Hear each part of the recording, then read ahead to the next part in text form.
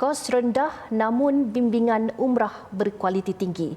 The Umrah Maqbullah memperkenal pakej umrah sederhana bernilai kurang daripada RM7,500 bagi jemaah dan menjanjikan kepuasan beribadah.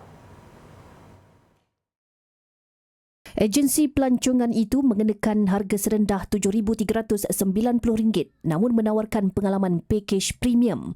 Mutawif The Umrah Maqbullah Muhammad Zulhaili Muhammad Yusof berkata, pakej sederhana itu bukan sekadar menyempurnakan rukun umrah tetapi membina kefahaman, penghayatan sirah dan jalinan ukhuwah.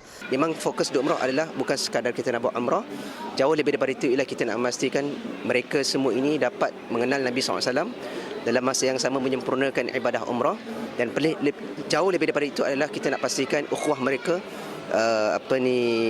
erat antara satu sama lain yang akhirnya membawa makna sebenar umrah itu sendiri, insya-Allah. Beliau ditemui kru berita Al-Hijrah di KLIA selepas pulang mengerjakan ibadah itu bersama kumpulan pertama yang mengambil pakej berkenaan. Pengalaman ibadah selama 12 hari itu melibatkan seramai 42 jemaah pelbagai latar belakang termasuk warga emas dan kanak-kanak. Mutawif juga saya nampak selalu memberikan informasi yang terkini supaya jemaah ini tidak ketinggalan. Kita tahu di Arab Saudi banyak perubahan-perubahan semasa. Jadi apa yang dilakukan oleh Mutawif dan pihak di Umrah ni pada saya dan pada jemaah lain memang cukup berinformatif. Saya rasa experience ni adalah experience yang lain sebab ini adalah kali kedua saya mengerjakan umrah, dan umrah ni dia bagi saya satu experience yang tak sama dengan sebelum ni.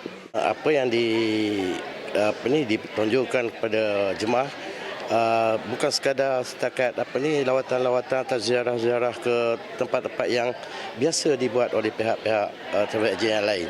Tapi ziarah yang dilakukan oleh pihak di umrah ni adalah rare, di mana tempat-tempat yang tak biasa dibuat oleh travel agent lain dibuat oleh pihak di umrah.